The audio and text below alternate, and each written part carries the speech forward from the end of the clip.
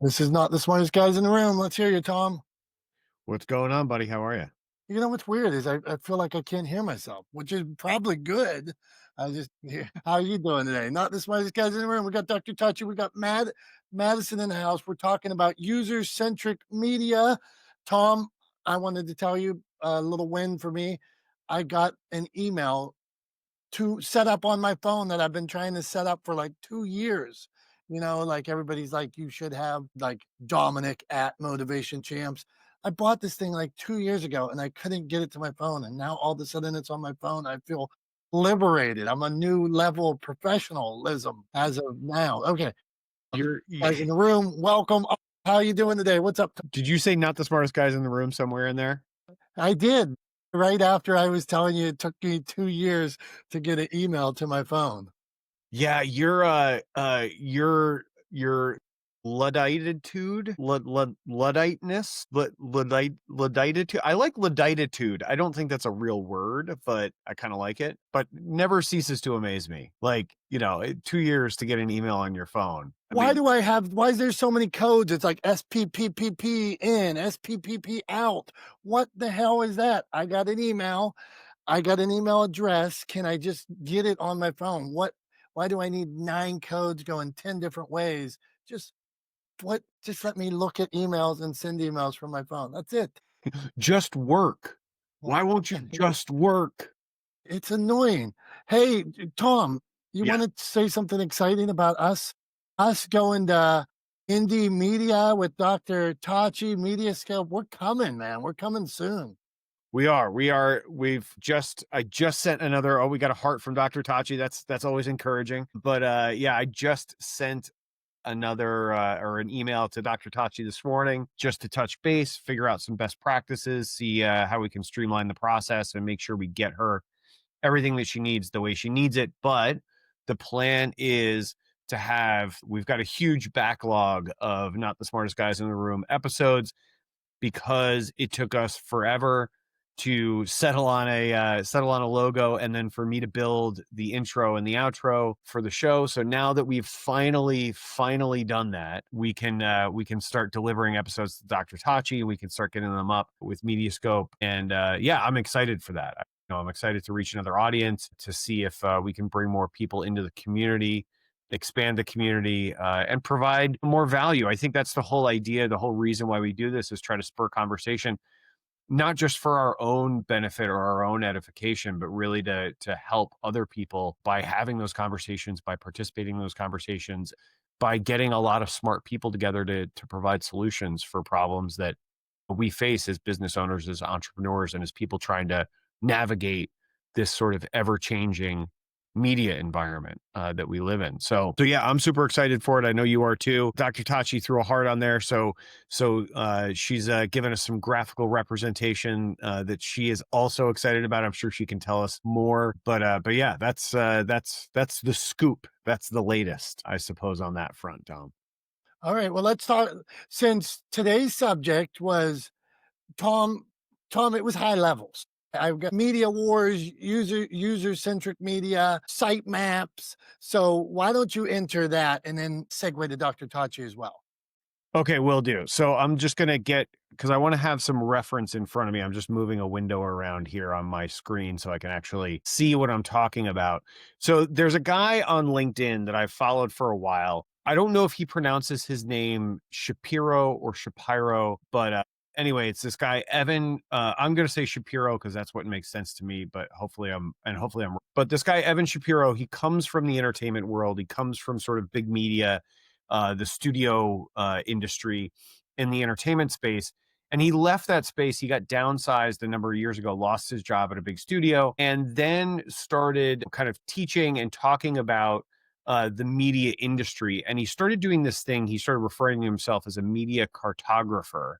And he started creating this map. He originally created it for a course that he was teaching about media, where basically it's a 16:9 screen, right? If you can picture that, imagine that. And I encourage people to Google this. He's got a Substack. You can find him, and you can find him on LinkedIn. But he basically has made this map, and on the map are a whole bunch of circles, right?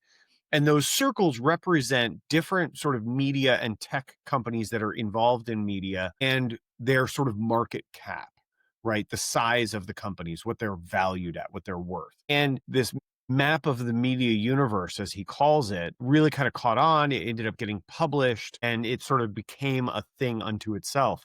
And he regularly updates it multiple times a year, um, over the course of the last several years since he started doing this, I think in 2022, if I'm not mistaken.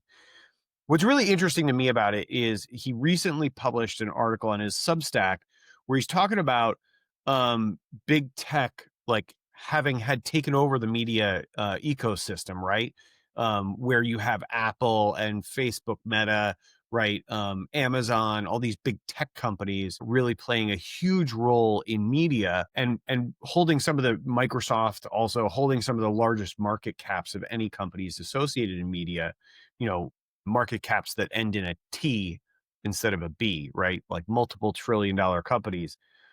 And what you've seen since that started to happen in the kind of the early 2020s, um, or the late 20 teens, what you've seen is a shift from traditional broadcast media, cable television, legacy media, as you often hear it referred to nowadays, towards digital media or streaming media or online media, right? And we've gotten to a point, and that was kind of when the streaming war started about 3-4 years ago, when the really kind of started to kick in, became clear that streaming was sort of the way of the future, that it was the direction that everybody was moving in. And then and now we're at a point, he just published an updated map, and in this article talks about how we're at a point where he says the streaming wars are over. Like, the streaming wars are done. Netflix won.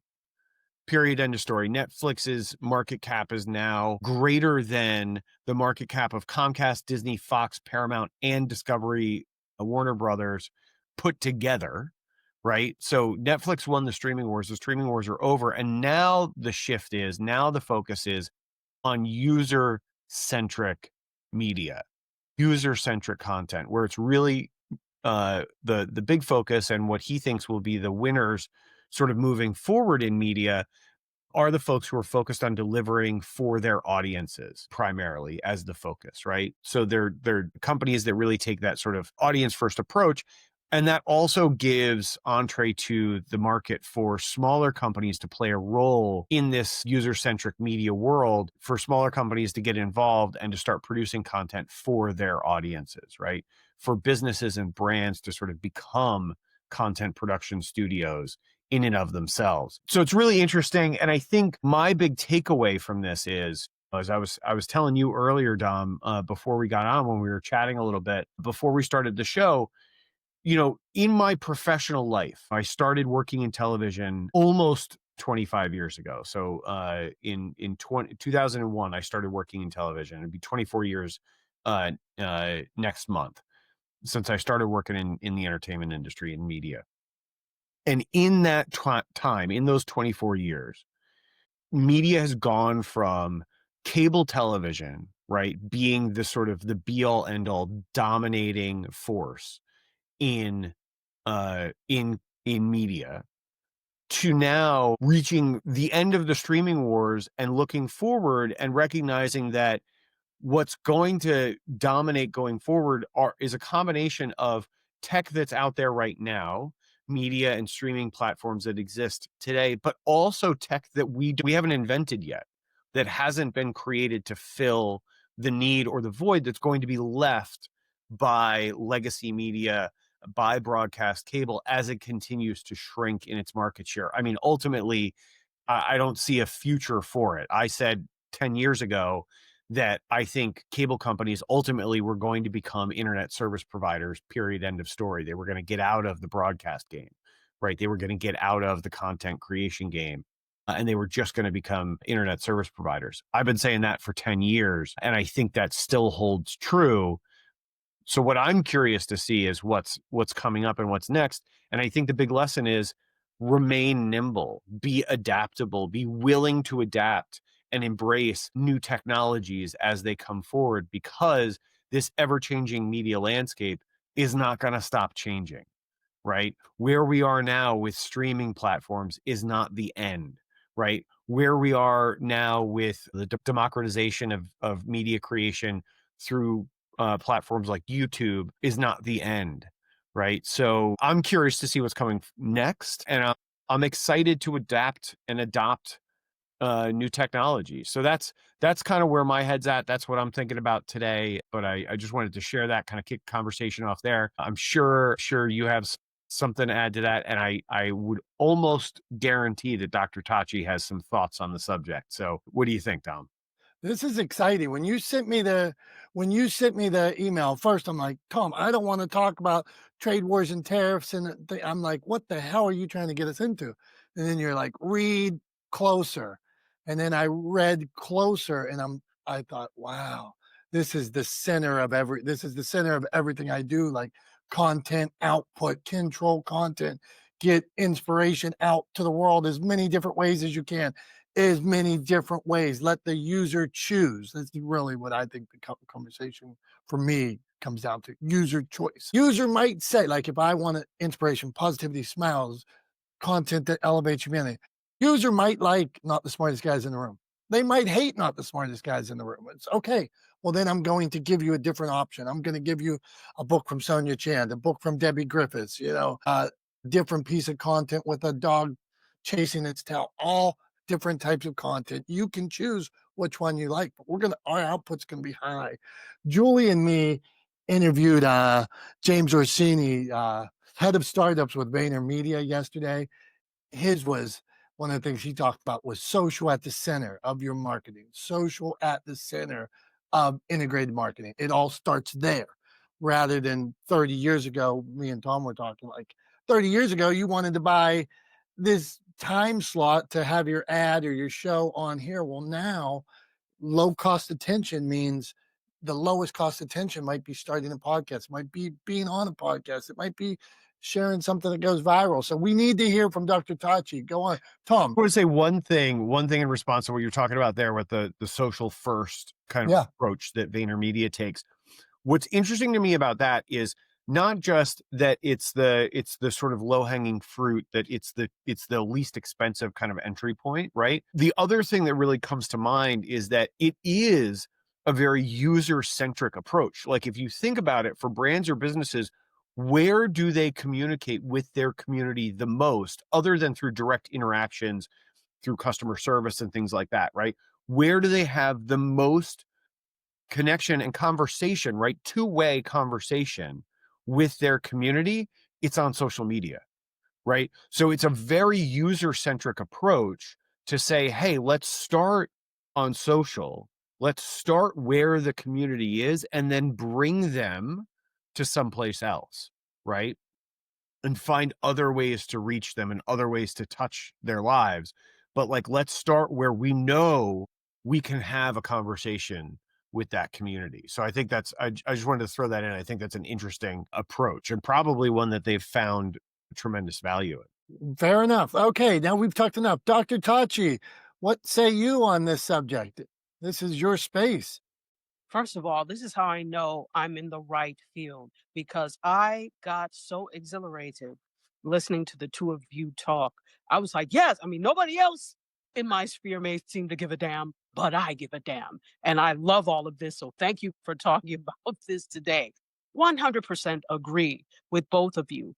And I've been saying this for a while now. The future is indie. So when we go back to looking at how cable was so pervasive. First of all, broadcast legacy media was so pervasive. Then cable was the thing. And nobody thought that this was going to go away. Certainly not them. And they've been trying very hard for it not to go away. But it's inevitable as the audience gets smarter in terms of I have a choice and it doesn't have to be you.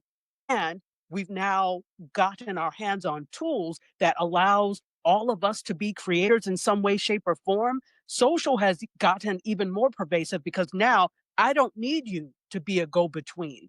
I can go direct to consumer, right? In a sense, with my great content that goes straight to my audience. So that goes, directly to that this user-centric media and this audience-centered approach, where the audience is the first thing you think about. You're creating content, for you, yes, but you really are creating this for them because you don't have an audience without them. You don't have anybody to listen to you without them. So 100. So I think if we're looking futuristically, definitely Tom is 100% correct. There are things out there that are in development and exist, but not on a mass medium scale yet, that we have yet to encounter, that will probably be in tandem to or take the place of all the things that we see. So it's definitely very exciting. It's a very exciting time. And one other thing to the social aspect of this, we're even seeing as not to talk about politics, but we can't ignore the fact that it's having a significant effect on all industries and media included. I would say particularly media. And so as we see the jumping ship of some people, personalities, journalists that have been at certain outlets. And now, because of the changing tide, they've either been forced out or they've left on their own. You see that they're looking to places like YouTube. They're looking to increase their social. And the good thing is that they already have a following because they built a community. But now this community is even more special. For example, Don Lemon, who was a former CNN anchor and air personality. He last year started the his channel on YouTube, and he has the Don Lemon Show where he comes out about 3 times a day. Well, in just 1 year, he's managed to grow to 670,000 subscribers. He has a thriving community. They're very vocal when you look at it. They're very participatory. He's even formed a panel of viewers that will come on periodically. If you want to be involved with it, you can come on and give your take on the stories. So now it's an even better relationship because you don't have CNN between him and his viewers. And it's only going to grow. And I see that happening more for people. So that's what I think. Not sure if my scattered thoughts were any good, but there you go. No, I think that was great, Dr. Tachi. Thank you so much for sharing all that. I think your example of Don Lemon is really apropos, because that bringing in the community. I think one of the things that he's really been able to do and embrace, because he's now on his own platform. He's the one driving the bus. He doesn't have to deal with sort of senior leadership at an organization like CNN anymore. Is he can really just follow his values, right? And that's the thing that I see whenever I see clips from his interviews. He does a lot of on the street stuff, right? Like when I see clips of those published, like really what he's doing is he's following his values, and he's having conversations with people, and he's like an overinflated sense of false equivalency that we see a lot in sort of legacy news media in particular, where they feel like they have to create this sort of false equivocation between two different positions. Even if one position is crazy, they have to say like, well, on one hand we have this and on the other hand we have that, and it makes it sound like they're two equal but opposite sides of a coin when they're clearly not, right? And I don't feel like he doesn't feel constrained by that anymore. And so it's really interesting to watch what he's doing. And obviously there's an appetite for it. I mean, like you said, growing to over 600,000 subscribers in less than a year is insane. I mean, obviously he had some name recognition to begin with because he had been on CNN, and because his him leaving CNN got a bunch of publicity as well. But like, it's one of those things. Like he's got, his ability to build that following is I think a clear reflection of what he's delivering, and the fact that he is delivering for his community, for his audience, that he is delivering what they want, right? And he's listening to them, like literally by bringing them in and involving them in the conversation. So I think that's a great example. Thank you for sharing it. So we're going to move on now to Madison. Madison, I'm curious to hear your thoughts, from a different perspective. Obviously not to date myself and Dom, but from a younger perspective than he or I can bring to bear. Easy. Hey, I just said younger. I just said Okay. younger. I danced it around. I danced around it a little bit, but curious to hear from a younger perspective, Madison, what you think about creating user-centric media and like how you see it working for you or your business or your brand or who you work with going forward. Yeah, I think this the conversation so far has sort of answered some questions for me, and just like the whole conversation about diversifying the content that you put out is really important because I sort of, as the rise of like podcasts have become so popular in the past couple years, and that was always confusing to me because I'm like, wait, this is like a radio show. Like technology becomes more interactive. Like podcasts are arguably less like not as interactive, and so I was always curious, what's that about? But it is about, being able to select the content that you're consuming as a consumer, and so I think that that's really important to remember as I'm growing my business and my brand and stuff, to create content for, the people who will be consuming it and diversifying the things that I put out into the world. I think that's going to be important to remember. I got a thought on this from as Madison brings up podcasts specifically. So we used to want to get on that radio dial, there's these 200 stations or whatever. Then all of a sudden satellite radio comes and they have 1,000 stations. And then podcast comes and there's 10,000. So the more choices, it's so evident that I'm giving people more options, more ways to listen, more choices. It almost works every time. So it's interesting you bring that up like that. All right, let's go. Let's keep rolling this. This is a good conversation. Tom, you did a good job. So, Jason, okay, what do we got here? We're talking user-centric media. Jason, if you want to jump on about a podcast you're listening to, why you choose that, what is it that you choose to watch and why? Listen, Give me 1 second. go on. Well, we'll come back to Jason in a minute. Okay, Tom, we got comments here. Dr. Tachi says, hello, all. My friend Marquis says, Dom, you are certainly the smartest guy in the room. Yeah, look at that. I got which we never try to be. I said on a post the other I can day. come back. No, I'll give me 1 second. I said the other day on a post that we bring experts and panelists and we discuss. Somebody said there are no experts. It was like it was a Newsbreak article. I shared something about not the smartest guys in a Newsbreak article. And the one comment was, there are no experts. And come on, man. That's what you want to bring me down about? No. Weird. It's a weird hill to die on. I'm Yeah, sorry. yeah. Like, I think there's a lot of overinflated experts running around, like, and people trying to claim expertise in areas where they're not really experts. But like, I mean, I think there are experts. Like, You would think. He says there are no experts. Okay, so Tom, before we get to Jason, we are going to do a Tom Stums today. Yeah, right off the bat, Tom Stums. This comes to me. This Tom Stum is sponsored by my lovely wife Liz, because we were talking about what I'll ask her, and she's in finance, and sometimes she's like, I'm not creative, so and she'll won't have an answer. But today she had an answer, and I'm like, that's a good one. Liz, you are getting creative. So, Tom Stumps. Tom, what do you think about Blue Origin and commercial space travel? so I think where it stands right now, and I understand that we are on a sort of progression of commercial space travel. I think overall commercial space travel as a thing gets a thumbs up. And here's why. Because I think in the near term application of it is that if we devise systems that make it safe, repeatable, and affordable, through the experimentation that we're kind of going through right now, where billionaires are spending crazy money to go into low earth orbit for a very short period of time, or just kind of break out of the atmosphere barely for a short period of time, if that experimentation leads to low earth orbit space travel, kind of intercontinental travel like that, then I think that's a really good thing.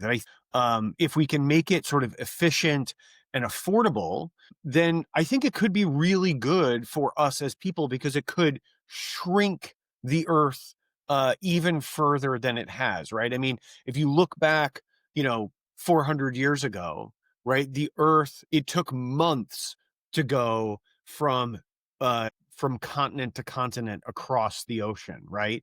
it took a year or more to kind of circumnavigate the globe the first time it was done. It was a very, very sort of big place in terms of how long it took to get from point to point. Obviously, in the last 120, 150 years, that space has shrunk significantly. That time has shrunk significantly. And so the world has gotten smaller, right? Which also has meant and has fostered better collaboration amongst people from different backgrounds, from diverse sets of experiences. And I think that's a good thing, right? I think that is beneficial, right? I mean, I'm a, to use a term that I think is I don't know, maybe overplayed, however you want to say it, like I'm a lifelong learner, right? And so like I love learning. I love experiencing new things. Like, when Dr. Tachi shares some of her culture with us talking about jollof rice, right? Like I love that kind of stuff. I love learning about those things. I love learning about other people's experiences and the ways other people see the world. It's really interesting to me.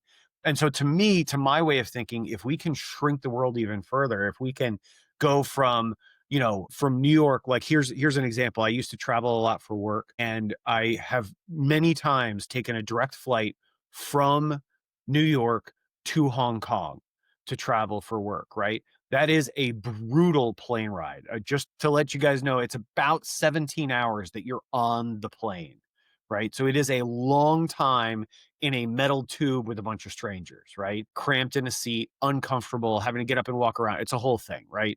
It's not the best. If we could shrink that to just a couple of hours, right? I mean, imagine the world of possibility that opens up. If it's affordable and it's short, it's like going from New York to Boston, right? Like in a car or driving, right? Which is about 3 hours for those who aren't from around where I live, right? Or like Pittsburgh to New York, right? Or Pittsburgh to Philadelphia, right? Like, I mean, if we could get around the world in the amount of time that it takes us to go from city to city without even maybe leaving one state now, I mean, that would be incredibly valuable, and I think good for humankind. So it's maybe a little bit counterintuitive, and I'm not giving it a thumbs up for where it is right now. I'm giving it a thumbs up for where I hope it goes, where I hope it ends up. But for today, space travel, the commercialization of space travel, I give a thumbs up. Tom, that's 2 weeks in a row with a thumbs up. Well done for you. But I do think that you kind of threw it under the bus with low low Earth orbit. What did he I say? mean, that's what they're doing. They're not going like into deep space. They're barely breaking out of the atmosphere. That I agree with. I would have given a thumbs down just because I don't believe they're in space, but it's not my segment. Okay, not the smartest guys in the room. User-centric comment. Jason, we are back to you. So I will say I'm sidebarring here just because we get some good comments. Eric said I should have asked you about the dire wolves and the ice age. That would have been better. Dave Campbell says I thought commercial space travel was referring to camping out at Walmart. So we got some good comments here today. Dave could be right. Okay, Jason, on to you. What say you, my friend? As far as space travel or where you guys started out with the room? You better. Tom is shaking his head. He wants us back on user-centric media. What do you got for us? No space travel for you. So what is user centric? Like give it to me in layman's give me a more lamer term than that Okay, because I'm sorry if I have to search the dictionary is you selecting the content you want. So yes. rather than having to choose, rather than somebody telling you you can go on TikTok and search for exactly what you want, you can go on Netflix and search for 600 shows. If I want to see about Winston Churchill today, I don't have to go to a TV guide and see the 4 channels that were on. So we are seeing user-centric media is the new dog in town. How's that, Tom? Well, and I would just add on to that, Dom, like, yes, it's the sort of proliferation of choice that we have in the media that we consume, but also for content creators, right? And this is, I think most of the people here or on stage create content of some variety, right? And almost everybody does create some kind of content, right?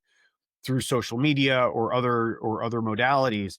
So the question, Jason, is like, user-centric media, like, are you creating content for your audience, or like are you creating content for you? And the way forward, the argument was that what we're entering now is really an era where creating content for your audience, that is audience first, audience focused, user, right? That's the audience, is the user centric. That's the way forward. So the question is either A, what are you doing to create that kind of content? Or B, where are you seeing that content show up for you as a consumer? Well, that's two different questions. I mean, completely two different questions, because if you That's why look I at gave the you an A or interest, a B. that's trying to make quadrants of a choice, and I'm not going to work with that. Sorry. But because and we don't work with our attention that way. And I'll tell you why. Because you are fed so many things per day, but how many thoughts in your mindset are going to search for your interest field? And then when it comes to making content, of course, the media's preached to you, you need to niche yourself. You need to niche your subject matter. And I'm kind of like, you know what? That way of thinking can sustain and can make it consistent for somebody else to follow. But is the question, do you want to be funded? So it goes towards, are you doing this for yourself or doing it for others? I think that what we've been given and we have the ability to make for ourselves, and we are making for an industry, is your interest field. Like, okay, for example, I do man to man and I'm still working on that brand. It's taken me a while. But you know what? What I didn't know, if I go into that niche where it's really self development and male centric development, what do I need? What are the bases that I need? I can't just go into it with like, well, I'm going through these struggles as a man. I need to be able to give, a producer and director's view to see, this is what people are interested in. But then I have all other interests that are not just about the mental health about men, but like, where do men go search for their happiness and other things? So I can really pivot and tree out a lot of different interests. So I make it, yes, for myself. Number one, I will call it for every time. And whether I have a lot of viewers or not, it's interesting when I'm interested and when someone else wants to tune into it. But it's also interesting that there are more people in that field to do it as well. So you can go and try to make for that specific, but I feel like we need to creatively expand outside of that. I mean, yes, it's important to have a niche or a category, but I've heard too many podcast prophets, and I've been one, and I've just kind of recanted on my own and just saying, like, look, go where you really further yourself, where you are enriched. More than likely, somebody else is going to be enriched. But you got to figure out the deliberation of it, the delivery, where you deliver it to, how you deliver it. There's so many things that will confuse somebody at the long run. But for user centric, I just think that I don't want to be pigeonholed. And I know a lot of other people, and some people will say, well, that's the difference between you being making money in a niche. And I'm like, well, if you're looking at the biggest examples out there, can you tell me that Joe Rogan is specifically niche interest? No, he has scientists, politicians, actors. He has theologists. He has so many different people. He is not niched. Now, he's like one of the golden standards. So he's showing to be different, but he knows how to encourage an interest field where maybe the masses aren't talking. And if you're always trying to make towards what the masses are making, that's where you fail the most. You fail because you are not willing to risk. I think with making media and content, understand risk and failure come every single day. So that's our Jason, man, appreciate you. And one thing I got out of that is where you are enriched, you tend to go, and it's a good place to be. So whether that's you talking about fatherhood sometimes, or if me and Tom want to talk about dire wolves and space travel and these, I'm looking on this computer with it, media maps. Okay, well, that's what we're going to talk about, right? And hopefully, some other people, like when we started talking about it today, Dr. Tachi was like, yes, right, Dr. Tachi, you're down with media maps. And so you hope other people are down with that as well. So go on, Tom. And then we got our friend Julie and Eric.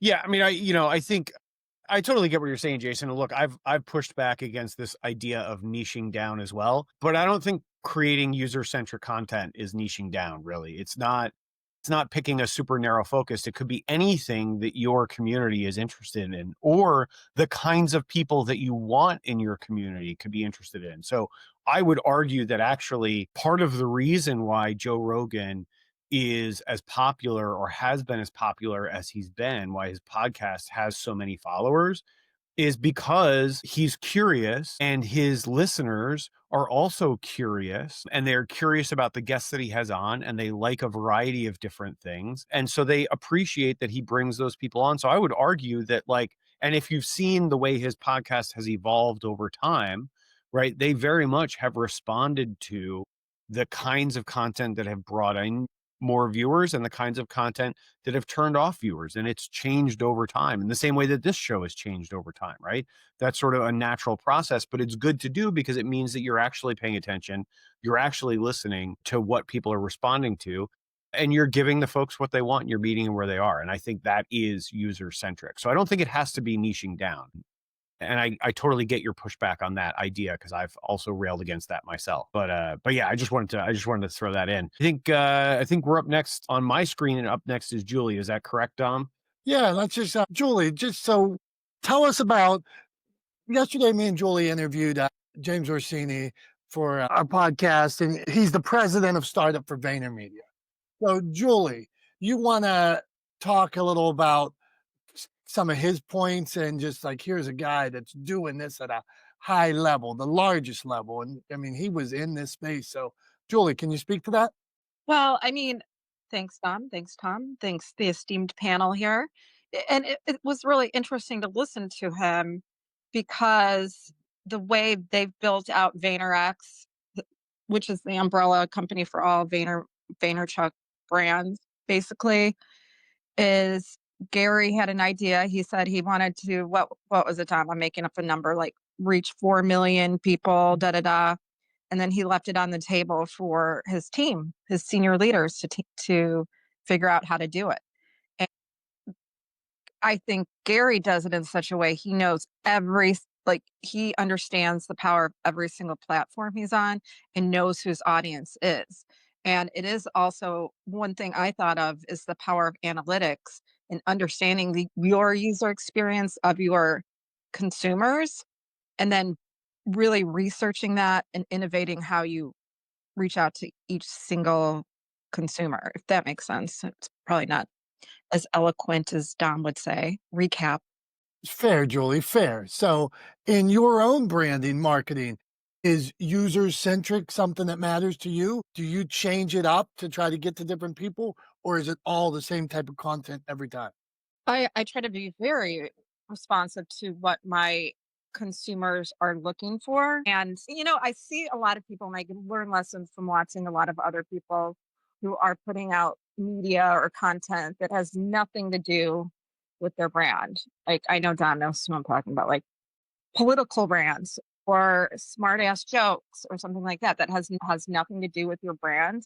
So I really do try to stay focused. Every once in a while, I'll throw up a picture of like a personal picture, which people tend to really love those. But you have the tools right now to go on Meta or LinkedIn and to figure out who likes what, and really doing a deep curative dive in terms of your output of content.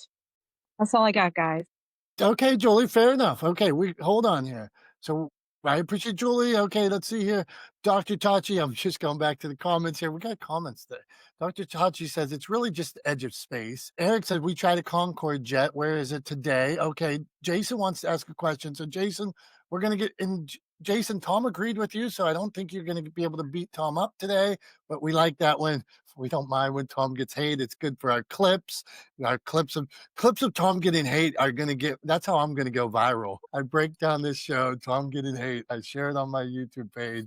So Jason, Actually, I agree with Tom more often, believe it or not. I know you do. Go on.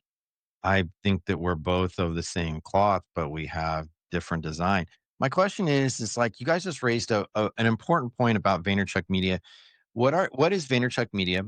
How did Gary Vaynerchuk really get his audience? I'll tell you who his audience is.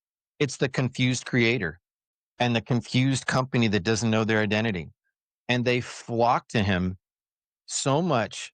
How many times have you seen a clip where somebody in their 20s just getting out of college? What do I do? How do I make my product stand out? I want to go down this entrepreneurial journey. And I never see him talk about anything that is significant outside of getting attention. When I first saw him years ago, he was basically telling me, you people don't know shit.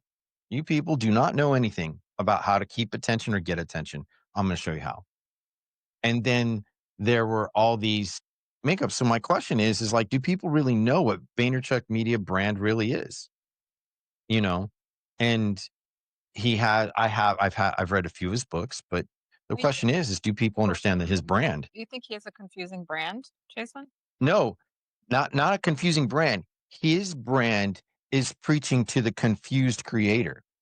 Okay, so does he need to tell you more than that? I mean, so then it just spans out from there. So first, he has a personal brand.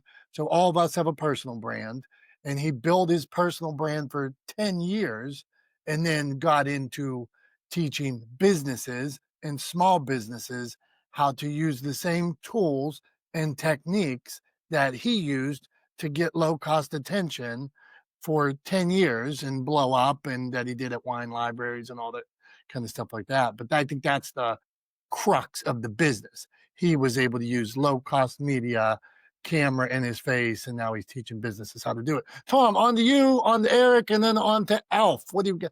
Okay, go on. Aleph, I would say, not Alf. He's I don't think he's an alien who eats cats. That just Well, we're coming to him, and he can pronounce that, and I hope he says it's Alf. So, I mean, maybe the E is silent, but I doubt it. E's aren't often silent. I'm going to say I'm Aleph. sorry to tell you, Dominic is right. I am an episode of. But yes, sir. Man, let's clip this. He sure wanted to make me look bad. Alf, we appreciate you being here. You are a good man.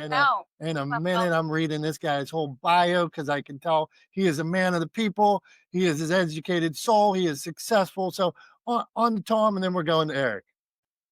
I'm just kind of here. This is my first time here, guys, and welcome. I'm feeling really good. Thank you so much for welcoming me to the stage. I was kind of populating here just to be commenting if something pops up that I. Okay, hey, hang out, my friend. We're glad you're here. Okay, so Eric, I'm skipping Tom because he was mean to me, so we're going right to Eric. No. I'm cutting in. Nice try, What buddy. do you got? Nice try. No, I was just gonna say, I think actually to me, like the sort of the evolution of Vayner Media makes a ton of sense, and it's a very sort of clear path to my way of thinking, right? Like the whole thing started with Wine Library, right? And Gary's YouTube show, and what he did, because he didn't know how to do anything else, right, is he turned on a camera and he was himself, right? It was an experiment. It was in the early days of YouTube, right? YouTube wasn't popular. He wasn't trying to build an audience. He wasn't trying to be a YouTuber. He just thought, hey, here's a way that I can make video content that maybe will reach some of our customers or maybe help us bring new customers into the store. And he didn't know how to do anything other than be his authentic self. And so that's exactly what he did. He went on YouTube, he turned the camera on himself, and he started doing wine tastings, and he was just authentic, 100% authentic. And it worked. It gained a lot of traction.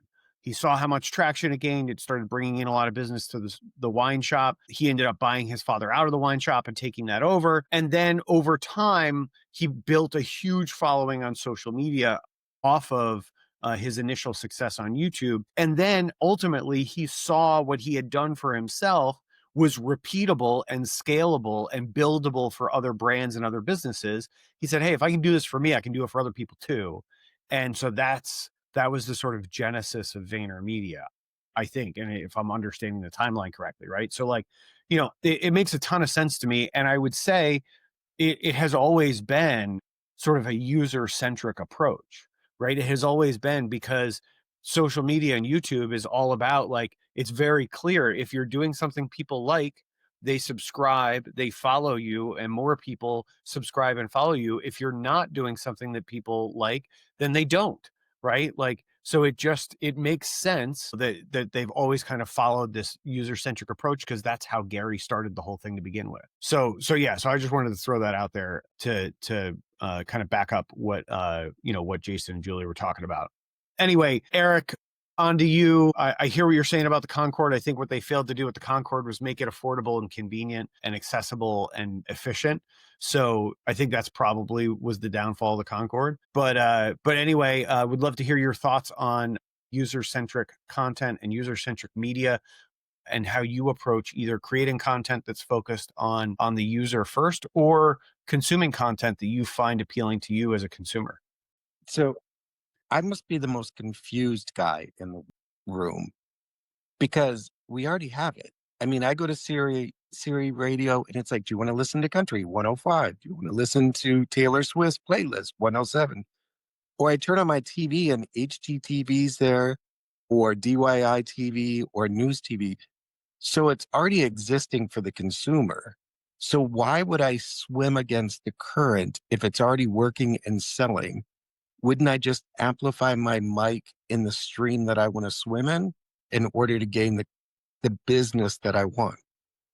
Because I'm too old to create a new wheel and see if it works. Well, If the hold on. game is about making impact and money, I'm going to go where it's already happening. Who's disagreeing with that, Eric? I think people are saying that. Play in the Facebook, play in the YouTube, play wherever. What do you think? Tom's disagreeing with you, or what are you saying?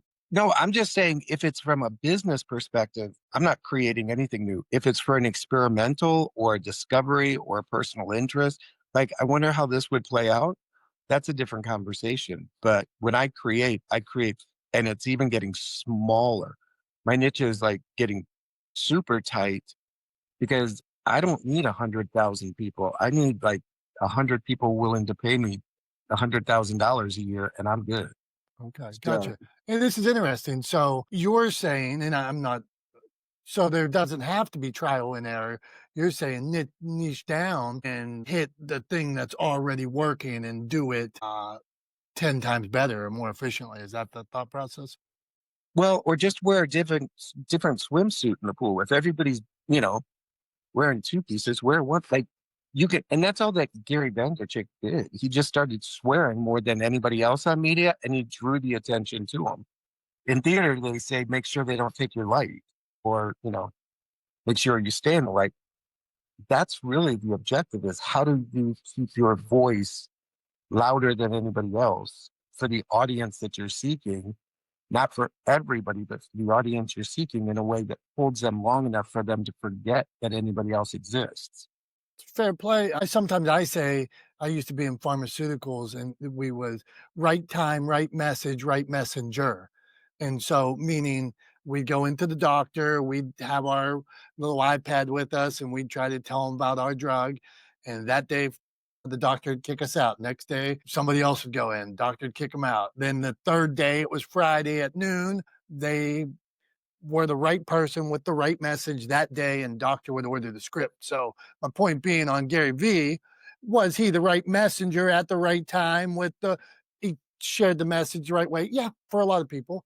And then there's other people that could say, I'm turned off by that because there's too much swearing, where maybe Ed Millett's their guy or somebody else doing something very similar, but without the language, or Mel Robbins. Go on, Eric. Like Mel Robbins female version of it that doesn't swear. Okay. So go on, Eric. So I've read, and I don't know what book he's up to, but I have 5 or 6 Gary books that I've read cover to cover, highlighted, taken notes. I will not listen to him on podcast or YouTube because he writes differently than he speaks. And when I listen to him on YouTube or, any kind of his live social media, I'm just like, I just cringe. But when I read him, I'm like, this guy's got some pretty smart ideas. So again, he's covered both bases, I guess. Yeah, that's interesting because I'm a huge fan of Gary V. Love the videos, hate the books. I like, and here I got all these books. when I read it, I'm like, I feel like you already said this, and did he just cut and paste this? So yeah, I hear you. It's interesting. So here we are, two guys, two consumers that want his content. We like his content, but we just consume it different ways. So interesting. All right, not the smartest guys in the room. I should have asked about the dire wolf, like Eric said. That would have been funny. These freaky wolves that they're bringing back to life. I mean, that's weird. Now they're gonna have these wolves. Anything we clone and bring back to life, I got to talk about this, Tom. Sorry, sidebarring. I almost want to cancel my show and tell. I almost wish you had mentioned. I almost wish that you had. I almost wish you had brought it up, just because I love listening to you say wolf. Woofs. What the hell? What do you want to say? You just say woof. Woof. You don't say the L though. You say woof. I don't know what you're talking about. Hey, Julie, if you're still here, what was that word the other day? WHALE. I have to spell it just because I know it's odd. Will, Yeah, right. you know, Right. I don't even want to say it because I think there might be something in my processing of the word or something that so I have an accent now, and just getting all the transcripts from all our recordings, and you call me Jolie, and well, and wolf. whale.